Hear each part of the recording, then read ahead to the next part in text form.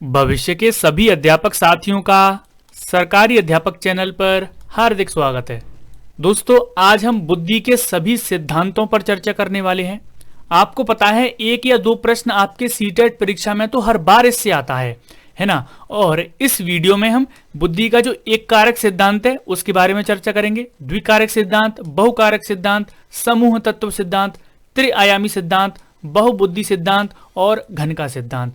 इन सभी सिद्धांतों के अन्य नाम क्या हैं, यानी कि और किन नामों से इनको बुलाया जाता है, किस सिद्धांत का प्रतिपादन किस मनोवैज्ञानिक ने किया, क्या बातें उसमें कही गई हैं, तो सारे सिद्धांतों को हम डिटेल में आज पढ़ने वाले हैं। तो चलिए शुरुआत करते हैं। जितने भी स्टूडेंट नए हैं, सरकारी अध्यापक चैनल को आपको सब्सक्राइब करना है और इसके बराबर में जो बेल आइकॉन बन के आता है उसको ऑल पर सेट कर लेना है। और अभी तक जिसने हमारा टेलीग्राम ज्वाइन नहीं किया है वो टेलीग्राम ज्वाइन कर लें, क्योंकि वीडियोज के नोटिफिकेशन और पीडीएफ वहां पर हम प्रोवाइड कराते हैं।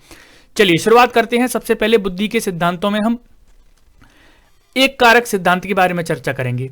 एक कारक जो सिद्धांत है वो दिया है अल्फ्रेड बिने ने। किसने दिया है? अल्फ्रेड बिने ने।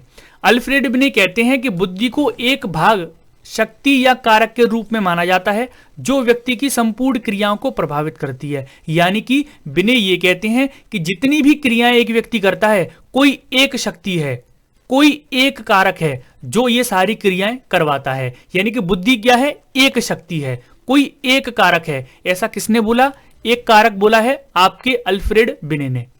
इनके सिद्धांत को अपूर्ण यानी कि अमान्य कर दिया गया और इनके सिद्धांत को यह बोलकर अमान्य किया गया कि मान लीजिए कि कोई एक योग्यता एक कारक है तो व्यक्ति एक कारक में तो सक्षम होता है, फिर वो दूसरे कारक में दूसरे कार्य में सक्षम क्यों नहीं होता है ना।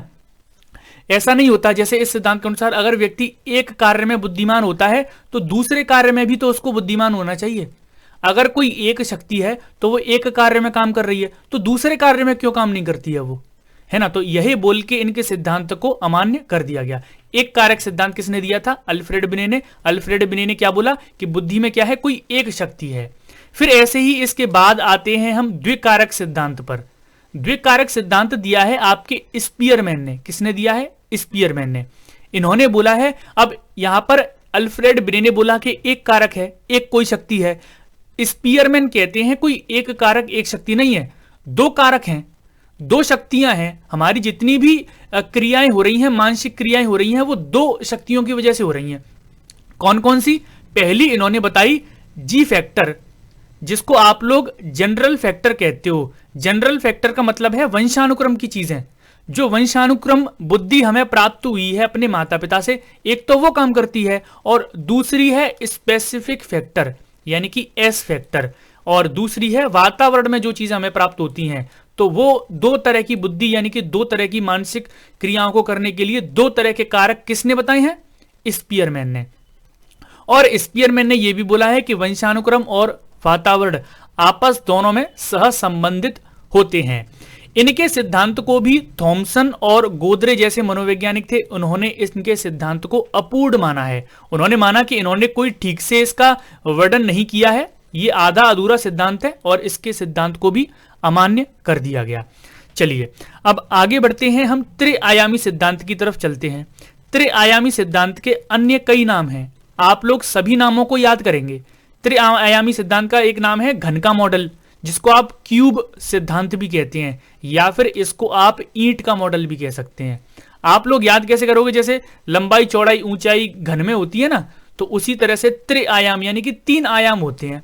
अब ये गिलफोर्ड ने इसमें क्या बोला है उसके बारे में चर्चा कर लेते हैं। गिलफोर्ड ने अपने सिद्धांत में इसके 180 तत्व बताए हैं। 180 तत्वों से मिलकर हमारी बुद्धि बनती है।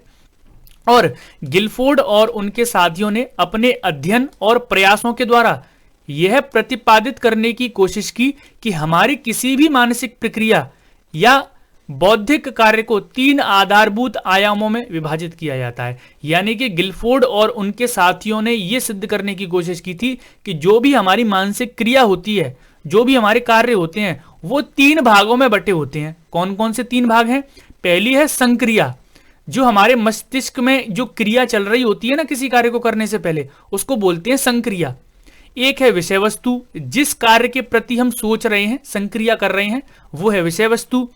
तीसरा है उत्पादन, यानी कि हमने उस कार्य को सोचने के बाद क्या हमारा रिजल्ट रहा, वो है उत्पादन। तो कोई भी क्रिया होती है मानसिक, कोई भी बौद्धिक कार्य होता है, तो तीन भाग उसके होते हैं, संक्रिया, विषय वस्तु और उत्पाद। तीनों सिद्धांत जो तीन भाग हैं इनको आप बिल्कुल रट लीजिए। गिलफोर्ड इज इक्वल्स टू संक्रिया, विषय वस्तु और उत्पाद, है ना। यहां से ढेरों 50 प्रश्न बन सकते हैं एक एक सिद्धांत से। आपको बड़े ध्यान से पढ़ना है कोई भी सिद्धांत। आगे बढ़ते हैं दोस्तों, बहुकारक सिद्धांत। अब यहां पर ये जो सिद्धांत है ये किसने दिया है, ये दिया है आपके थॉर्नडाइक ने। किसने, थॉर्नडाइक ने। इस सिद्धांत के अनुसार बुद्धि कई तत्वों का समूह होती है, यानी कि बहुत सारे तत्व होते हैं। कितने कारक हो गए, बहुकारक, यानी कि बहुत सारे कारक। प्रत्येक तत्व में कोई सूक्ष्म योग्यता निहित होती है, अतः सामान्य बुद्धि नाम की कोई चीज नहीं होती, बल्कि बुद्धि में कई स्वतंत्र विशिष्ट योग्यताएं निहित रहती हैं जो विभिन्न कार्यों को संपादित करती हैं। इस सिद्धांत को बुद्धि के नमूने का सिद्धांत भी कहते हैं, ये भी आप याद कर लीजिए। बहुकारक सिद्धांत को ही बुद्धि के नमूने का सिद्धांत कहते हैं। थॉर्नडाइक इसमें यह बताना चाह रहे हैं कि बहुत सारे स्वतंत्र विशिष्ट योग्यताएं हैं, एक समूह है जो क्या है, आपस में मिलकर कार्य करती हैं। इस सिद्धांत के अनुसार बौद्धिक योग्यताएं कुछ समूहों में जुड़ी हैं और इनका संबंध कैसा है, सकारात्मक है। यहां पर यही बात बोली गई है कि कोई एक शक्ति नहीं है, बहुत सारी शक्तियां हैं, सबका एक समूह है और सकारात्मक रूप से आपस में मिलकर ये शक्तियां कार्य करती हैं। इसी को हम बुद्धि कहते हैं। ये किसने बोला है, थॉर्नडाइक ने। अब यहां पर थॉर्नडाइक के 4 स्वतंत्र प्रतिमान हैं जो आपको याद करने हैं। इस सिद्धांत के बाद थॉर्नडाइक ने अपने 4 स्वतंत्र प्रतिमान भी दिए हैं। सबसे पहला प्रतिमान है आपका स्तर, यानी कि किसी विशेष कठिनाई स्तर का कितना कार्य किसी व्यक्ति द्वारा किया जा सकता है। जैसे मान लीजिए कोई भी कार्य है तो उसका कितना प्रतिशत कार्य, जैसे कोई कठिन कार्य है उसका कितना प्रतिशत हम कर सकते हैं, ये हो गया उसका स्तर। ठीक है, अगला है परास। परास को ही सीमा बोला गया है कि किस सीमा तक जाकर कोई व्यक्ति किसी कार्य को कर सकता है, उसको सीमा कहते हैं। क्षेत्र, उस कार्य का कितना क्षेत्र किया जा सकता है, कितना, जैसे क्रियाओं की उन कुल संख्याओं में से जिनका हम समाधान कर सकते हैं। जैसे मान लीजिए कोई कार्य है, हमें चांद पर जाना है, तो हम चांद पर जाने तक कितना कार्य कर सकते हैं, हम रॉकेट में बैठ सकते हैं, रॉकेट तक बना सकते हैं, तो वो हो गया उसका क्षेत्र। ठीक है, दूसरा है गति, तो किस गति से आप कार्य कर रहे हैं वो होता है आपका गति, है ना। तो कोई भी कार्य होता है उसके 4 स्वतंत्र प्रतिमान होते हैं कि उस कार्य का स्तर कैसा है, उसकी सीमा कितनी है, उसका क्षेत्र कैसा है, उस कार्य को करने की गति कैसी है। ये 4 स्वतंत्र प्रतिमान है बुद्धि के। किसने दिए हैं, थॉर्नडाइक ने। किसने दिए हैं, थॉर्नडाइक ने। आप लोग इनको बड़े अच्छे से याद करोगे। चलिए, चौथा सिद्धांत यानी कि बहुकारक सिद्धांत हो गया हमारा, और 5वां जो सिद्धांत है वो समूह तत्व सिद्धांत है। कौन सा है, समूह तत्व सिद्धांत। बहुकारक यानी कि बहुत सारे कारक, समूह तत्व यानी कि बहुत सारे कुछ समूह। तो कौन कौन से समूह हैं उनके बारे में डिस्कस करेंगे। थर्स्टन ने यह सिद्धांत दिया है, आप याद रखेंगे। समूह तत्व सिद्धांत किसने दिया है, थर्स्टन ने। और ये किसके विरुद्ध दिया गया, ये स्पीयरमैन के विरुद्ध दिया गया था। स्पीयरमैन के जो द्विकारक सिद्धांत है ना, उसके विरुद्ध थर्स्टन ने ये सिद्धांत दिए थे। इसमें महोदय ने समूह तत्व सिद्धांत प्रतिपादित किया। वे तत्व प्रतिभात्मक योग्यताओं में से सामान्य नहीं होते, परंतु कई क्रियाओं में सामान्य होते हैं। उन्हें समूह तत्व की संज्ञा दी गई है। प्रारंभिक मानसिक योग्यताओं का परीक्षण करते हुए वह इस निष्कर्ष पर पहुंचे थे कि कुल मानसिक क्रियाओं में एक प्रमुख तत्व सामान्य रूप से विद्यमान है। जो उन क्रियाओं के कई ग्रुप होते हैं उनमें अपना एक प्रमुख तत्व होता है, यानी कि समूह तत्व सिद्धांत में बोला गया कि ये मान लीजिए ये एक मेन तत्व है, और ये क्या है, मेन तत्व सारे तत्वों को क्रिया करने के आदेश दे रहा है। इस तरह से आप समझ सकते हैं, है ना। कोई एक मेन तत्व है और ये समूह में है, सारी चीजें कैसी हैं, समूह है, और ये जो मेन तत्व है इन सभी से क्या क्रियाएं करवा रहा है, तो इसको बोला गया है समूह तत्व सिद्धांत। ये किसने दिया है, ये आपके थर्स्टन ने दिया है। किसने दिया है, थर्स्टन ने दिया है। किसके विरुद्ध दिया, स्पीयरमैन के विरुद्ध। यहां पर 13 तत्व बताए हैं थर्स्टन ने। बुद्धि के 13 तत्वों से मिलकर बनी है, ठीक है, जिसमें 7 तत्व प्राथमिक हैं और बाकी जो बचे 5 हैं 6 हैं वो कैसे हैं, मानसिक योग्यताएं के गुण हैं, है ना। अब देख लेते हैं 13 तत्वों में जो 7 प्राथमिक गुण बताए हैं उनमें शाब्दिक चीजें बताई हैं। जैसे शाब्दिक प्रकार की बुद्धि होती है, शब्द प्रवाह जो वर्ड हमारी फ्लुएंसी है बोलना वो इसमें शामिल है, संख्या जो हम संख्याएं बोल रहे हैं वो इसमें शामिल है, स्थानिक यानी कि स्पेस इसमें शामिल है, स्मृति यानी कि मेमोरी, तार्किक यानी कि रीजनिंग, प्रत्यक्षीकरण यानी कि परसेप्शियल, ये सारी चीजें इसमें शामिल हैं।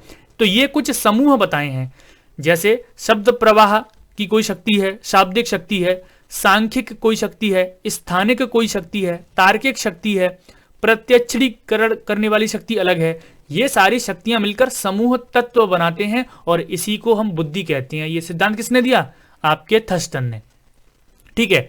अब यहां पर हमने इससे पहले जो बहुकारक सिद्धांत पढ़ा है, इससे ठीक पहले जो थॉर्नडाइक ने दिया था, उसमें थॉर्नडाइक ने और भी ज्यादा नई चीजें जोड़ी, जिसको कुछ और नाम दिए गए। जैसे बालू का सिद्धांत इसको बोला गया, रेत के टीले का सिद्धांत इसको बोलते हैं, परमाणु सिद्धांत इसको बोलते हैं। तो आप याद रखेंगे, बालू सिद्धांत, रेत के टीले का सिद्धांत, परमाणु सिद्धांत किसको कहते हैं? बहुकारक सिद्धांत को। किसने दिया है? थॉर्नडाइक ने दिया है। अब देखिए, अपने बालू के सिद्धांत या फिर रेत के टीले के सिद्धांत में थॉर्नडाइक ने और नई बातें बताई कि जैसे जिस प्रकार रेत के टीले में उपस्थित कणों को गिना नहीं जा सकता, उसी प्रकार बुद्धि में उपस्थित कणों को नहीं गिना जा सकता। यानी कि बुद्धि में भी क्या है? बहुत सारे कण हैं। व्यक्ति जैसा कार्य करता है उसमें उसी प्रकार के तत्व विकसित हो जाते हैं। तो यहां पर इन्होंने, थॉर्नडाइक ने बोला कि इसमें बहुत सारे कारक हैं। जैसे हम रेत में जो कण होते हैं उनको गिन नहीं पाते, ऐसे ही बुद्धि में बहुत सारे कण हैं, हम उनको गिन नहीं पाते। जैसा व्यक्ति काम करता है वैसे तत्व उसमें विकसित होते जाते हैं, है ना। ये कौन सा सिद्धांत है? बालू का सिद्धांत या फिर रेत के टीले का सिद्धांत। ये आपके 6 सिद्धांत हो गए। आगे है आपका बहुबुद्धि सिद्धांत, जिससे सबसे ज्यादा प्रश्न पूछे जाते हैं। ये आपका सबसे इंपॉर्टेंट सिद्धांत है। बहुबुद्धि सिद्धांत किसने दिया था? हार्वर्ड गार्डनर ने। हार्वर्ड गार्डनर ने किसने दिया था? कब दिया था? 1983 ईस्वी में, 1983 ईस्वी में यह बुद्धि का सिद्धांत हार्वर्ड गार्डनर ने दिया था। इस सिद्धांत में 3 कारकों पर बल दिया गया है। 3 कारकों पर बल दिया गया है। जैसे बुद्धि एक स्वरूप एकाकी न होकर बहुकारकीय है। बहुत सारे कारक इसमें शामिल हैं। इस बात को किसने स्पष्ट कर दिया? गार्डनर ने। ठीक है। प्रत्येक बुद्धि एक दूसरे से अलग होती है ना, ये भी यहां पर बोला गया। फिर दूसरा इनका कारक था, प्रत्येक बुद्धि एक दूसरे से स्वतंत्र होती है और बुद्धि के विभिन्न प्रकारों में एक दूसरे के साथ अंतर क्रिया करने की प्रवृत्ति पाई जाती है। यानी कि बुद्धि कैसी है? स्वतंत्र बुद्धि है, हर एक में अलग अलग बुद्धि है और प्रत्येक व्यक्ति में विलक्षण योग्यता होती है। जो भी प्रत्येक व्यक्ति है, हर कोई व्यक्ति है, उसमें अलग अलग लक्षण योग्यताएं होती हैं। ये बात भी यहां पर बोली गई। अब गार्डनर ने 8 प्रकार की बुद्धि का वर्णन किया। जैसे गार्डनर ने बोला कि बहुत सारे कारक हैं और बुद्धि क्या है? एक दूसरे से स्वतंत्र है और एक दूसरे से सारी चीजें क्रियाएं करती हैं। अलग अलग लक्षण योग्यताएं व्यक्तियों में पाई जाती हैं और इसी के आधार पर बुद्धि को 8 भागों में बांटा। किसने? गार्डनर ने। कौन कौन सी? सबसे पहली बुद्धि बांटी भाषाई शाब्दिक बुद्धि।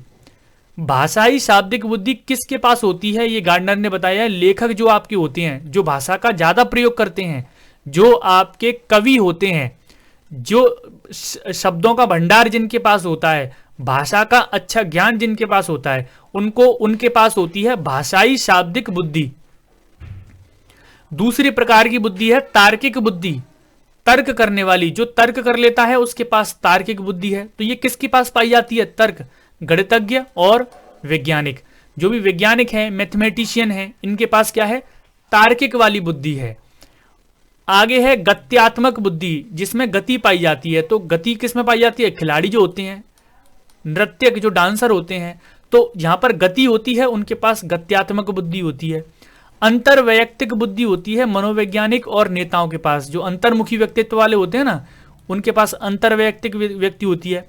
अंतरावैयक्तिक यानी कि योगी पुरुष, जब ज्यादा ही बिल्कुल एकदम शांत स्वभाव के और योगी टाइप के जो लोग होते हैं, उनके पास अंतरावैयक्तिक बुद्धि होती है।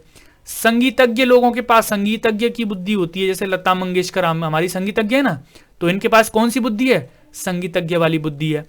प्रकृतिवादी कौन है? किसान हैं, जीव वैज्ञानिक हैं। तो प्रकृति से जो लोग जुड़ जाते हैं उनके पास उनकी कैसी बुद्धि हो जाती है? प्रकृतिवादी बुद्धि।